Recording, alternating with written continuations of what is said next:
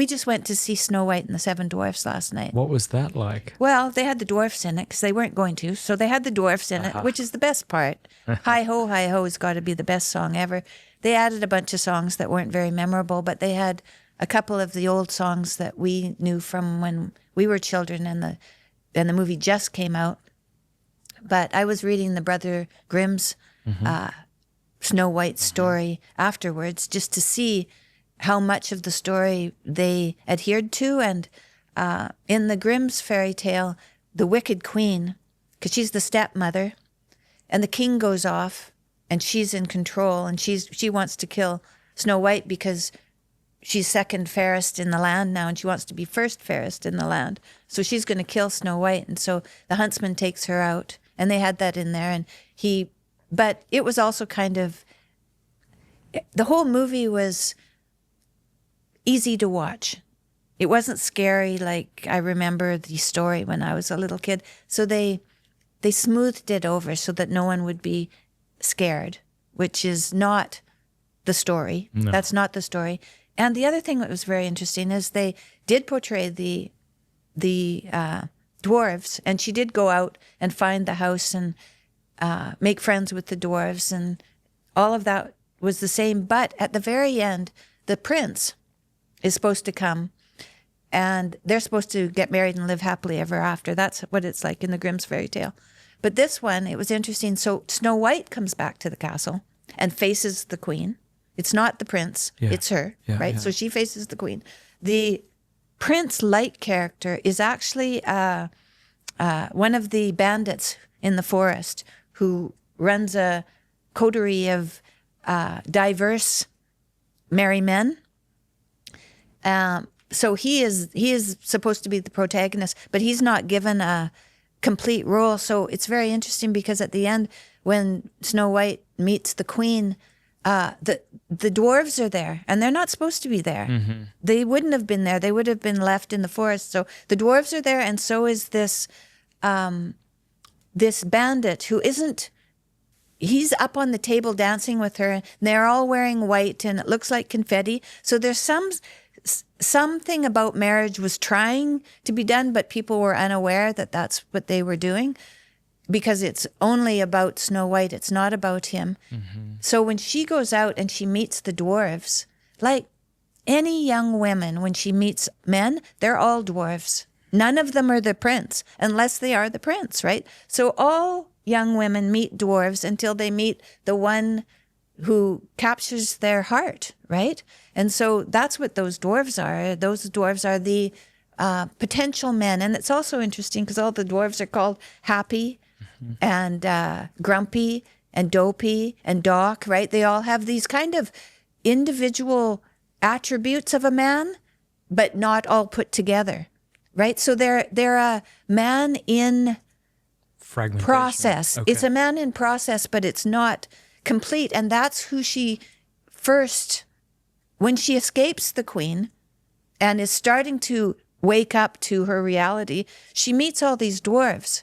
Well, of course she does, because she's also not very well formed in her understanding of what a mature woman is. And they are not a mature man either. But it's a start. It's a start. She has to make friends with those guys, and she has to serve them before the prince arrives.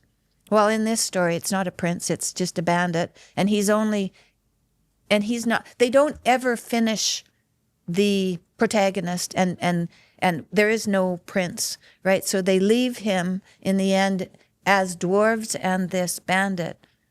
So they don't develop the male properly, which is a sign of our times, because women think, young women, they have this thought, I think, that there should be a prince that just appears. It's like, well, you have to do the work. You have to serve your fellow man to find the prince. You have to put yourself out there as a person who is in service to make things better and to help anybody who's lost to find their way. I mean, That's what it's all about. And if you're not doing that, you're not going to find the prince. I recently had a wonderful woman on my show named Carrie Gress. And I know Carrie.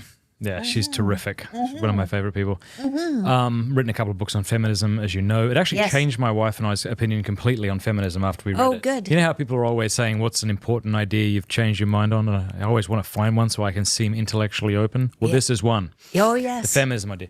But I said to her, well, what should a fella look for in a woman? And she said, someone who's more interested in the things and people around her than in ideologies. And that's kind of like what you're saying about going outside of yourself, not this sort of solipsistic, enclosed self where you think about ideologies and congratulate yourself for being enlightened, but you're actually interested in the children at the restaurant and the barista and like someone like that. That's a fella. That's at least a start. Yes, that's a start. That's a start. And how do you make where do you find a prince? A prince appears when you marry him, and he takes on the responsibility of a husband and then a father.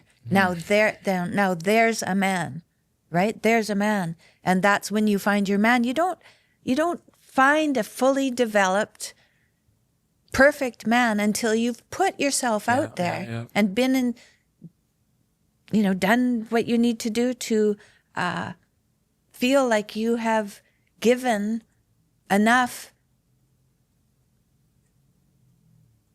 I've given enough. You have to be offering and giving before you're going to get anything back that's worth having.